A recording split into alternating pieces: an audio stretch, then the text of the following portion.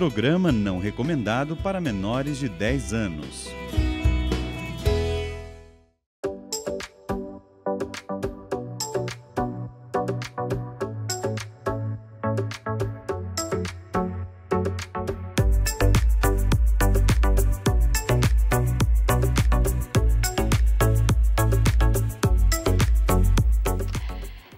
Se você acompanhou o programa Mais Saúde ontem e ficou encantada, encantado com os conhecimentos e essas novidades que estão, assim, ao alcance da nossa mão, hoje você vai gostar ainda mais porque você vai saber identificar alguma plantinha que está no seu quintal que você mal sabia, pensava que era mato e de repente Deus colocou lá para quê? Para fazer bem à sua saúde e da sua família. Doutora Valéria Pascoal, conosco novamente. Gente, entra lá no Canção Nova Play e reveja o programa, porque é muita informação, e divulgue, porque divulgando você está divulgando uma profissional que tem um sonho que está sendo realizado, né? Desde 1980 você tinha o sonho, mas esse sonho está se concretizando, né, Valéria? Ai, novamente, né? A gente continuando aqui, a nosso super bate-papo, conversa, uma delícia, porque exatamente quando eu fiz nutrição, eu entrei, né, para fazer nutrição em 1980. O meu sonho era, eu entrei com o objetivo de diminuir a fome no nosso país. E eu percebi durante a minha graduação que teve algumas, assim, muitas ações que não me levaram a achar que isso fosse possível. E comecei a trabalhar em muitas áreas, na área clínica, na área esportiva. Mas, assim, nos últimos 15 anos eu posso dizer que o meu trabalho ele foi voltado muito para a questão da agroecologia, de conhecer a questão mesmo, do que é possível ter nos nossos biomas brasileiros, desses alimentos que são muitas vezes desconhecidos. Aí a gente realmente verificou que o agricultor ele tem do lado o alimento que ele está plantando, esses alimentos que são as ervas daninhas, que são mais selvagens, do lado ele tem alimentos brilhantes que ele não consome e acaba consumindo, ingerindo remédios para resolver problemas de saúde, como por exemplo diabetes. Então a gente vê que a gente anda por muitos lugares, a gente vê a palma, mandacaru, xique-xique, isso lá então é mais ainda predominante. E não é ingerido, dá para os animais esses alimentos. E tem trabalhos, mas inúmeros trabalhos de muitos cientistas mostrando que a palma, mandacaru, xico-xique, esses alimentos clássicos aí, né, do bioma da Caatinga, mas que tem muitos locais, no meu quintal produtivo eu tenho, por exemplo, que é em Bauru, ele resolve a questão do diabetes. E tem paciente tomando insulina, ingerindo remédio, tomando insulina com o alimento do lado, que ele vai fazer um refogadinho. Agora, Valéria, bioma, o que é isso? Deve ter muita gente se perguntando, porque a Bahia é privilegiada, né? Ela tem 3. Sim. Conta um pouquinho. E aí, nós vamos mostrar para vocês aí na telinha, cada vez que a doutora Valéria Pascoal falar de um bioma, onde está esse bioma lá no mapa do Brasil? Excelente. Então, o bioma é aquele espaço onde se concentra todas as espécies, né? Principalmente as plantas de uma maneira geral. A gente tem mais de 25 mil plantas que são produzidas no nosso país e a gente não consome nem 200 plantas. 25 mil contra 200. Então, pela característica, né, do clima, da possibilidade de mais água, menos água, então é dividido de uma forma mais geográfica, eu poderia dizer assim. Então, no Brasil, nós temos 6 biomas. Nós temos o bioma que todo mundo conhece muito, que é a Amazônia. Então, na região mais norte do país é o bioma Amazônia. Depois nós temos o bioma Mata Atlântica, que ele pega toda a região que nós temos ligada mais próximo ao mar. Então ele também cruza tudo, né? Do sul do país até o nordeste do país, a gente tem o bioma Mata Atlântica. São Paulo, onde estou, é classicamente o bioma Mata Atlântica.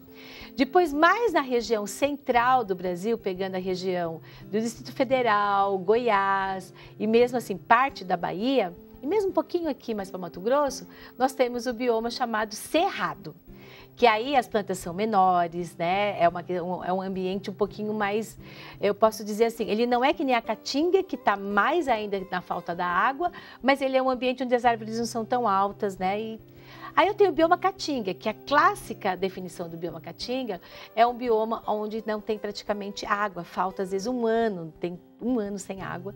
E aquelas plantas que dão nesse bioma da Caatinga são as plantas mais saudáveis para o nosso organismo, porque elas são altamente resilientes. Aí eu tenho o bioma do Pantanal, que fica bem na região do Mato Grosso, e mais para o sul do país eu tenho o bioma chamado Pampa, que aí tem outra diversidade de plantas. Então, a gente tem toda essa diversidade que mostra que o país, Brasil, é o país com maior biodiversidade mundial. A gente guarda aqui no Brasil 25% da biodiversidade mundial. Gente, é muita coisa. Um quarto é nosso. Um quarto é nosso.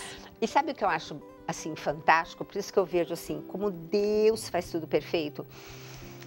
Primeiro, vamos falar da Caatinga, como você falou. Na Caatinga, aquela região não tem água, mas não tem água para ninguém. Não tem água para você, não tem água para o vizinho, não tem água para a planta. Então, aquele alimento que é resiliente, o que é? Ele consegue sobreviver a toda a adversidade do ambiente. Ele é perfeito para a sua saúde. Perfeita explicação. Então, nós deveríamos conhecer aonde nós estamos. Então, se você é lá de Manaus, você tem o seu bioma. Olha aqui na Bahia, são 3. Olha que bênção, né? E assim sucessivamente.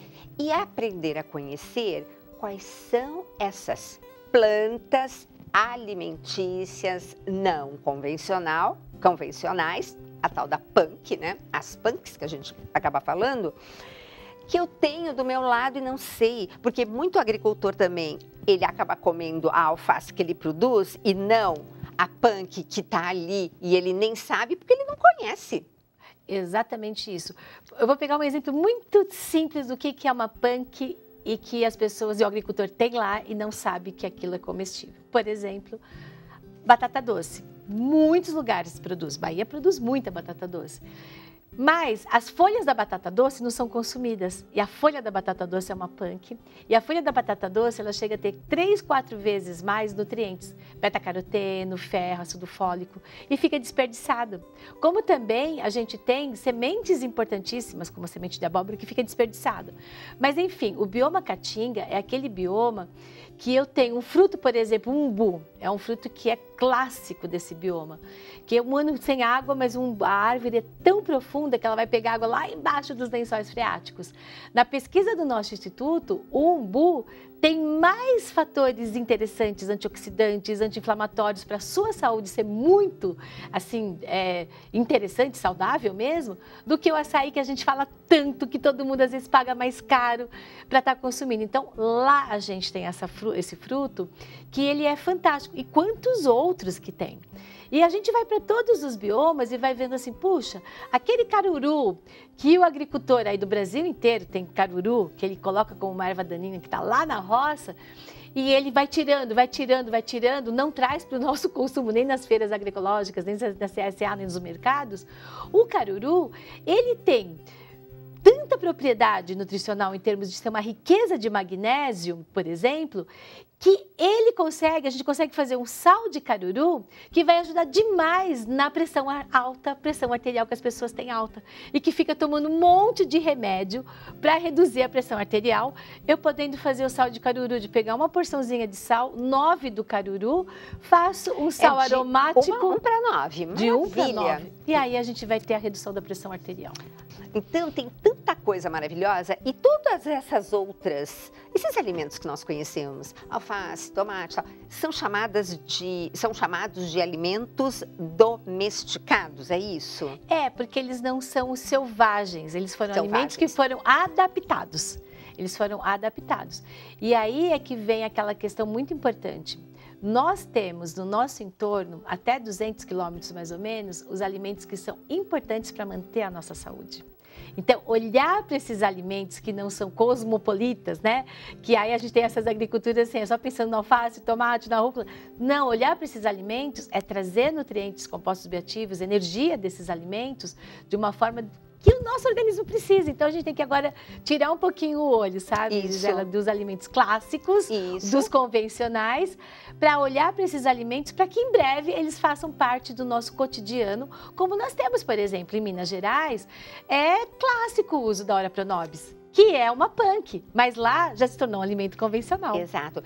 E Valéria, as punks têm sazonalidade?